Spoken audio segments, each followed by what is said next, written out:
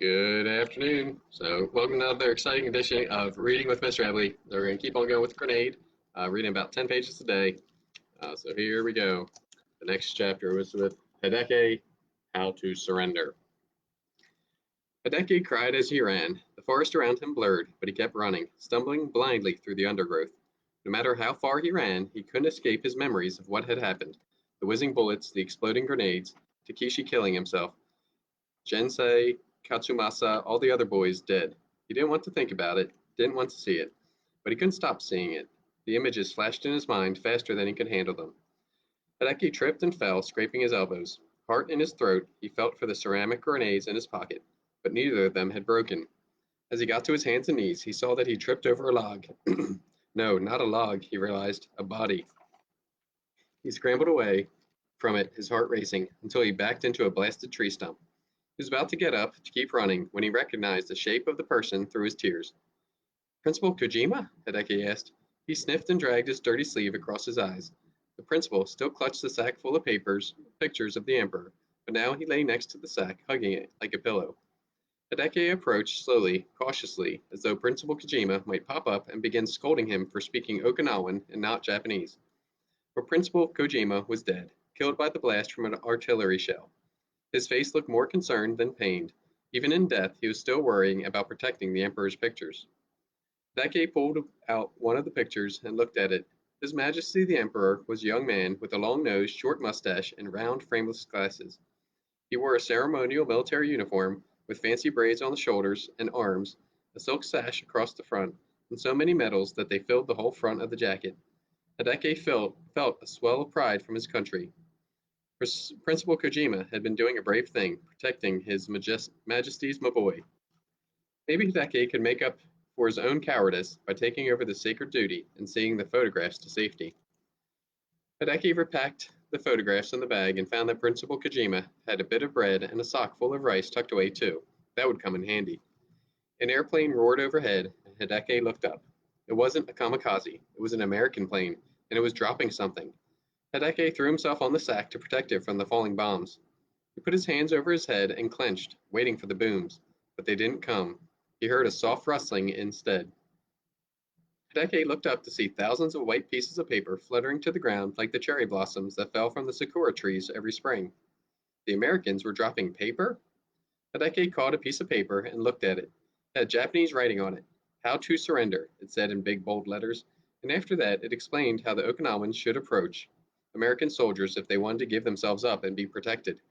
To make it clear you were surrendering, the leaflet said, you should stay away from the Japanese army, leave the combat area immediately, and wear something white if possible.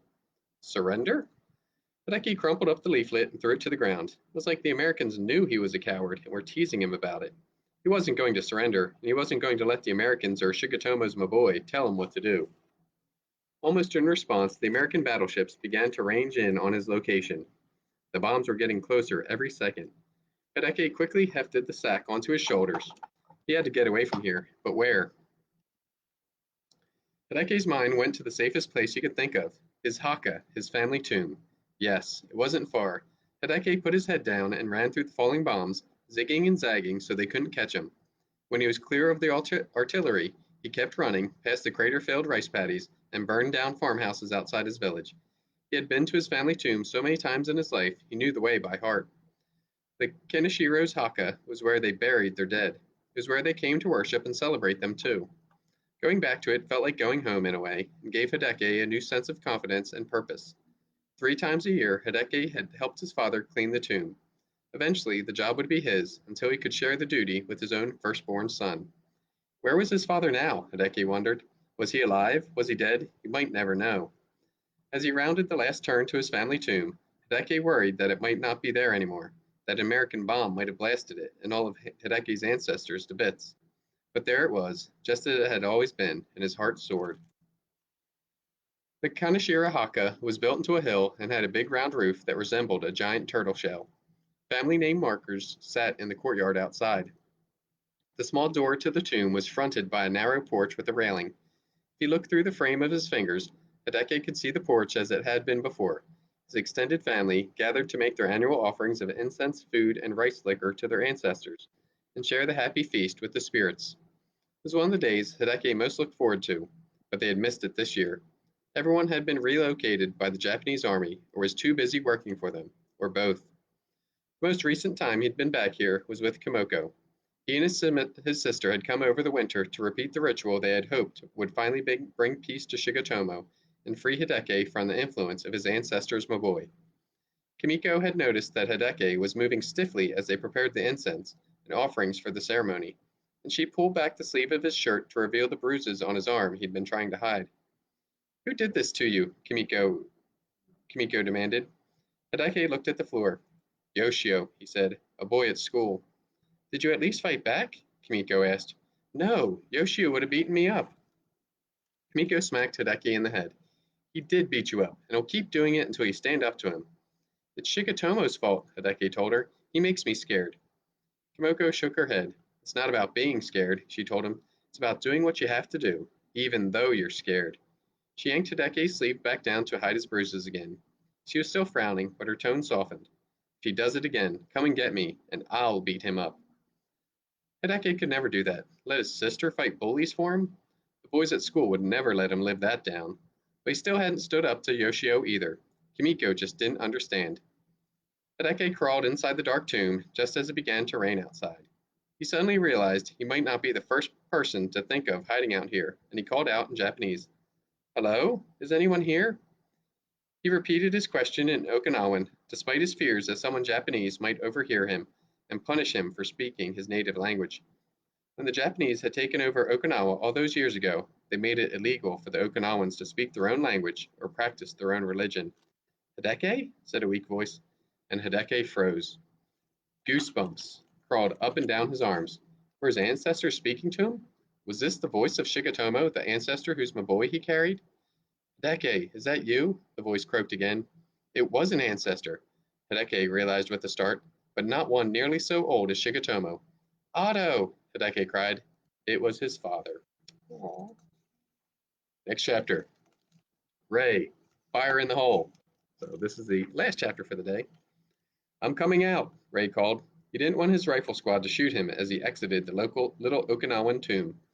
Sergeant Meredith, Big John, and the others waited outside, rifles at the ready, as Ray ducked through the doorway.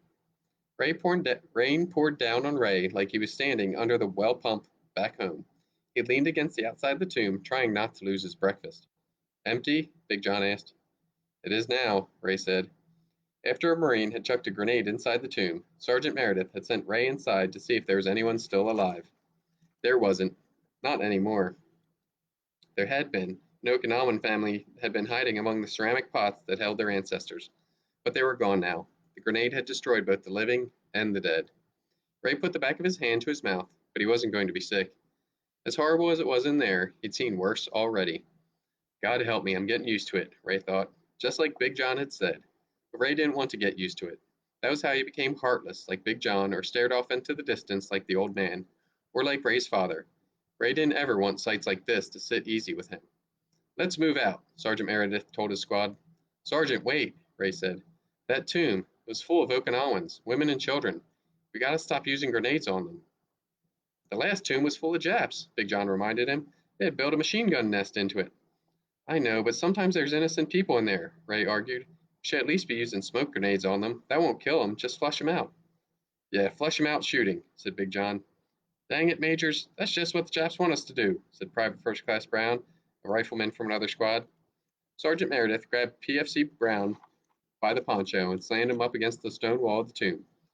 "You don't ever call that boy by his last name again," the sergeant barked. "Do you understand me, Private?" Sergeant Meredith thrust Brown up against the tomb once more, knocking loose his helmet. Rain poured down on the private's head as he nodded, his eyes scared. Sergeant Meredith turned on the rest of the squad, and they all took a step back. "It's Ray or it's barbecue, but never Majors. Do you understand me? The next joker who says it gets nicknamed General." Another Marine snorted at the idea of a death wish for a nickname, and Sergeant Meredith let go Brown and glared at him. "You think I'm kidding?" Everyone found somewhere else to look. "We use smoke grenades on the tombs from here on out," Sergeant Meredith told them. None of us wear this uniform because it's easy." There was some grumbling at the decision, but Sergeant Meredith was the boss. He gave them 15 minutes before they had to head out again, and Ray found a place to be alone. Sergeant had yelled at everybody on his behalf, and Ray was the reason they couldn't chuck frag grenades in tombs anymore. Ray wasn't the most popular guy in the squad right now, and he could feel it. Ray found shelter under a palm frond and took the pictures he'd collected out of his pack. After he'd taken the first photograph from the man he'd killed with his rifle, it had become something Ray did after every encounter. Now he had pictures of families, pictures of sweethearts, pictures of houses and pets and parents. They weren't all from Japanese soldiers he'd killed himself, but a lot of them were. "Why do you keep all them things?" Big John asked, making Ray jump. He hadn't heard him coming. "I don't know," Ray said. "Don't you wonder about these people? Who they are, where they come from, why they're here?" "I know why they're here," Big John said. "They're here to kill me." "I'm sorry," Ray said, "about the smoke grenades." He knew his request would be the least popular with his own foxhole buddy. Big John just shrugged. "Like the sergeant said, we ain't Marines 'cause it's easy." He grinned. "Should have nicknamed you Soft Spot. Come on, barbecue. Time to move out. Hopefully this dang rain will let up soon." The squad gathered near Sergeant Meredith, and they were all about to move out when they heard a distinctive pop. Everyone froze. After several days on Okinawa, Ray knew exactly what that sound meant. They all did. "Grenade!" Big John cried. "Hit the deck!" But where? Who? Ray was about to throw himself into the mud when he caught Sergeant Meredith's wide, horror-filled eyes. Ray suddenly understood, and the bottom dropped out of his world. One of the grenades in the sergeant's belt pouch had activated by accident and was going to explode in less than 5 seconds. Dun, dun, dun. So we will stop there. We'll post these up on our YouTube channel as well. Y'all have a great rest of the day. Students, keep working hard. Keep taking care of each other. Most importantly, stay safe. And remember, range is the way.